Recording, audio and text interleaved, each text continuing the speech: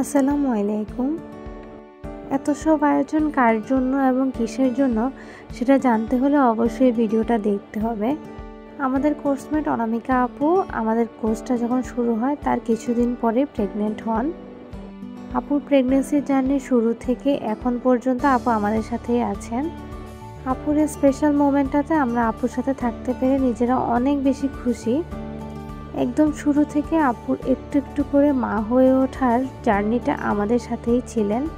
সেই জার্নিটাকে আরেকটু স্পেশাল করার জন্য আমাদের এই ক্ষুদ্র আয়োজন।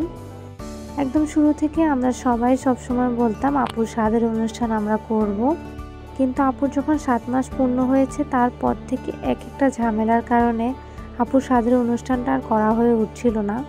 আমাদের ক্লাস টেস্ট পরীক্ষা ছিল, কিন্তু তার মাঝেও আমরা এই প্রোগ্রামটার আয়োজন করেছি, কারণ পরীক্ষা শেষ হওয়ার অপেক্ষা করলে হয়তোবা শেষমেশ এই প্রোগ্রামটা করা হয়ে উঠবে না।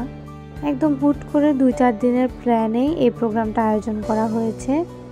মনি আপুর পক্ষ থেকে আপু এই ফলগুলো নিয়ে এসেছেন, ভাজিগুলো নিয়ে এসেছেন কাঞ্চি আপু, আর যে মিষ্টির ডালাটা দেখতে পেয়েছেন সেটা জান্নাতের পক্ষ থেকে আনা হয়েছিল। আপুর জন্য আমরা বড় একটা খাবারের ডালা অর্ডার করেছিলাম, পাশাপাশি আমাদের সবার জন্য সিঙ্গেল খাবার অর্ডার করেছিলাম। এত কিছু আয়োজন করা হয়েছে, কিন্তু তার মধ্যে ভুলবশত আমাদের কেকটা অর্ডার করা হয়নি। যখন টেবিলটা সাজাচ্ছিলাম হুট করে মাথায় আসলো যে আমরা তো কেক আনতেই ভুলে গিয়েছি, আর তখন কিন্তু খুব আফসোস হয়েছে। ক্লাসরুমের মধ্যে আয়োজন করা হয়েছে, কিন্তু এই টেবিল ম্যাটটা এনে টেবিলটা সৌন্দর্য বাড়িয়ে দিয়েছেন আমাদের প্রিয় চৈতি আপু। সব কিছু রেডি করলাম আমরা সবাই মিলে, এরপর আপুকে বসিয়ে কয়েকটা ছবি তুলছিলাম। আপুকে দেখেই হয়তো আপনারা বুঝতে পারছেন আপু মাশাআল্লাহ অনেক খুশি হয়েছেন। প্রত্যেকটা মেয়ের জীবনে এই সময়টা কিন্তু অনেক বেশি স্পেশাল, আর এই স্পেশাল সময়টাতে যখন আশেপাশের মানুষগুলো আর একটু বেশি ভালোবাসা দেয় তখন কিন্তু এমনিতেই মনটা ভালো হয়ে যায়। আপুকে অনেকক্ষণ থেকে অপেক্ষা করাচ্ছিলাম, এরপর আমরা খাবার খুলে জিনিসগুলো দেখছিলাম। আমরা খাবার অর্ডার করেছিলাম একটা অনলাইন পেজ থেকে। অনলাইনে অনেক ভালো ভালো রিভিউ দেখে খাবার অর্ডার করেছিলাম আমি এই পেজ থেকে, কিন্তু খাবারটা খাওয়ার পর আমি বুঝতে পারলাম আমি কত বড় একটা ভুল করেছি। অনলাইন পেজের এত ফেক রিভিউ দেওয়া ছিল আমি বুঝতেই পারিনি। খাবারটা খাওয়ার পর থেকে আমার মনটা প্রচণ্ড খারাপ ছিল। খাবারটার টোটালি কোনো টেস্ট ছিল না।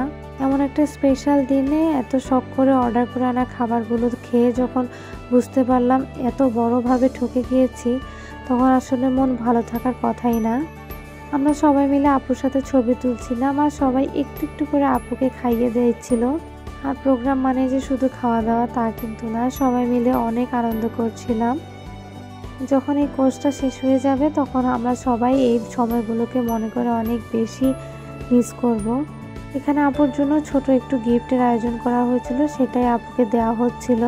আপনাদের সবার কাছে একটাই রিকোয়েস্ট, আপনারা সবাই আপুর জন্য অনেক বেশি দোয়া করবেন যাতে আপু সুস্থভাবে সুস্থ বাচ্চার জন্ম দিতে পারে।